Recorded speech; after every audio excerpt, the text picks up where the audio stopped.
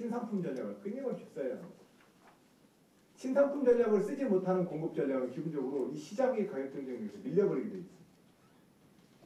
그래서 우리가 옛날에 대보름, 보름달, 떡빵 처음에 100원 주고 50원 주고 사 먹다가 유가파도 나가지고 100원 올랐다가 가격 통제하니까 대보름달이 자꾸 줄어들잖아요. 많이 되면서 줄어지고 그러다가 가격 풀으니까 다시 이제 300원으로 올라간다. 그러려면은 시장의 공급자들은 그 가격 결정력을 자기가 결정하기 위해서 신상품 전략을 쓰든지 상품의 함유량을 조절하든지 해서 그 가격 대응력을 갖습니다. 그러나 또 한편으로는 농업을 그러면 미국 쌀, 저쪽 중국 쌀에 비해 보니까 우리가 영 경쟁력이 안 나온다. 우리 농업 하지 말자. 이건 잘못된 얘기입니다. 그건 큰일 나는 얘기입니다. 그렇기 때문에 농업 분야를 식량 주권과 안보란 차원에서 기본을 유지하되 그것이 결정되어지는 수익의 배분 구조는 시장 구조를 따르도록 제도를 만들어야 합니다. 근데 이 제도를 만드는 과정에서 우리 역대 30, 40년의 대한민국 정부는 실패했습니다. 농민들을 끊임없는 채무자 또는 채권자로 만들어버리고 정부와 농민 관계를 갑을 관계를 만들어버렸습니다. 그래서 제가 작년에 취임하자마자 농민들이 제 도청 앞에 자는 거 쌀을 쌓아놓고 막 이제 시위를 하십니다.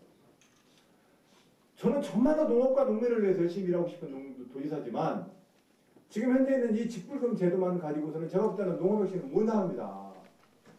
1년에 60만 톤씩 과잉 공급이 되고 있는 쌀농업 현실에 대해서 우리 공급자가 어떠한 대응 전략을 가질 것인지에 대해서 논의하고 그래서 전업농이든 쌀을 타장목 전업농이든 아니면은 쌀의 고품질 전략을 위해서 쓰는 투자이든 이런 데 재원이 쓰라면 내가 머리카락으로 잘라서 그 돈을 만들겠지만 현재의 상태를 그대로 유지한 상태에서 보조금으로서 그 차액 보전을 해달라고 한다면 아유, 그건 당장 편하긴 하겠지만 미래가 없습니다. 그렇게 하면 저 그렇게는 못하겠습니다. 그랬더니 농민들이 이제 막 이제 와서 소원 타고 이제 항의를 하시고 시위를 하시고 하셨어요.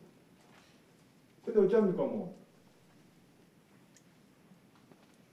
저는 그분들이 항의하는 건 당연하다고 생각합니다. 그냥 저는 그냥 막고 있으랍니다. 아무런 변명도 안 하랍니다. 다만 제가 하고 싶은 이야기만 계속해서 반복하려 합니다. 그랬더니 그분들이 오셔서 도지사가 평생 뼈 빠지게 일한 농민들을 감히 가르치려 한다고 막 저를 또 뭐라고 하십니다. 그런 날에는 저녁에 집에 가서 잠이 잘 안 옵니다. 힘듭니다. 그러나 분명한 사실은 지금 현재의 농업 정책을 그대로 반복해가지고 더 이상 하는 방법이 없지 않냐. 그래서 하나는 시장의 생산성, 효율성 담론이라고 하는 것이 결과적으로 가격 결정력인데 이 수요와 공급의 결정력도 따라야 되고 그 산업과 그 부문이 가지고 있는 공공성도 지켜야 되는 이 두 가지의 과제를 우리는 풀어야 합니다. 의료원 어떻게 풀지는 잘 모르겠습니다. 근데 의료원은 좀 풀어주십시오. 원장님들께서. 이거 어느 하나만 선택할 수가 없습니다. 어느 하나만 선택할 수 없습니다. 제가 농업 문제를 풀 때도 어느 하나만 선택할 수가 없습니다. 생산성과 효율성이 없는 산업 분야는 도태돼야 되는 것이 산업의 원리에 맞습니다. 그럼 농업 버릴 겁니까? 버리지 못합니다. 버리지 못한다고 해서 그럼 현재의 상태의 농업의 수급 전략과 가격 정책이 맞는 겁니까?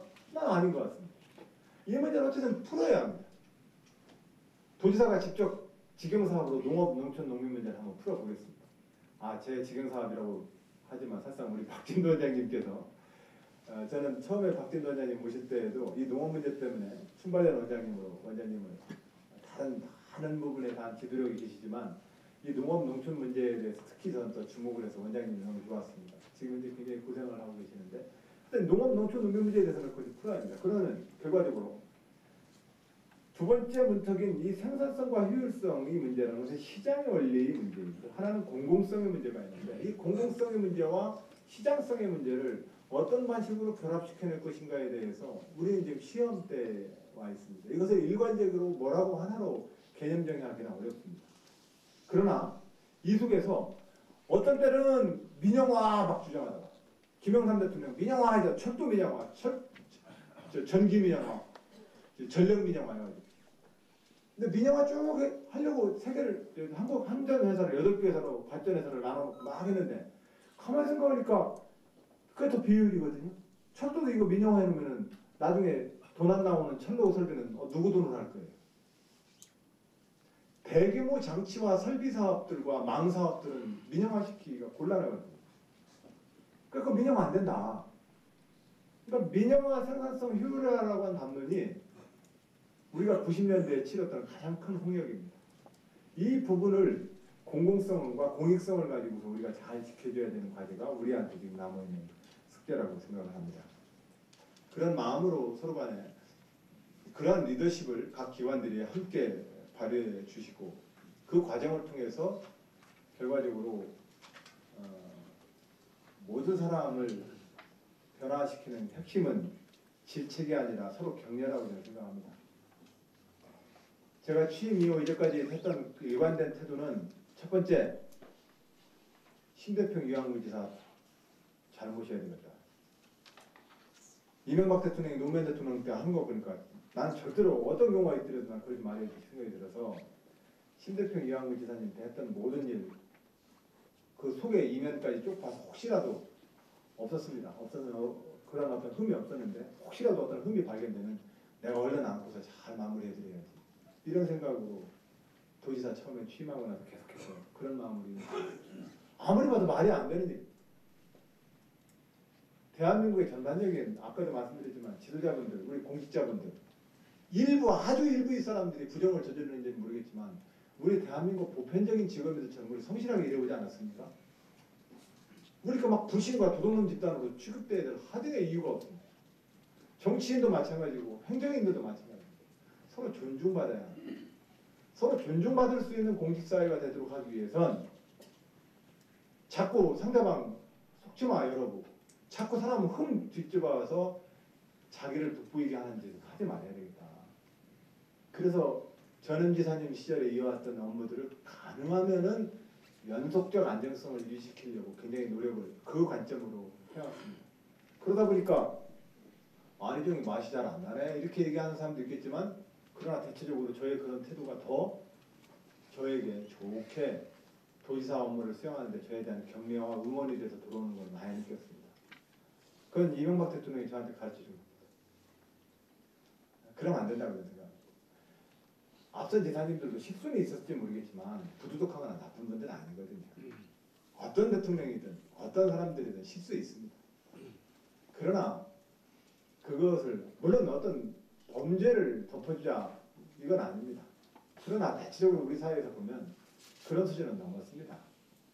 실수가 있었다는 그것을 자꾸 이제 커버하는 그런 안정성을 좀 보여드려야 된다는 게 첫 번째이고 두 번째로는 우리 공직자들한테 어떤 경우든 간에 공직사회를 공격해서 선출된 도지사가 돋보이는 일은 절대로 안 하겠다. 이전까지 김영삼 대통령 때 복지부동이라는 단어가 왜 만들어졌습니까?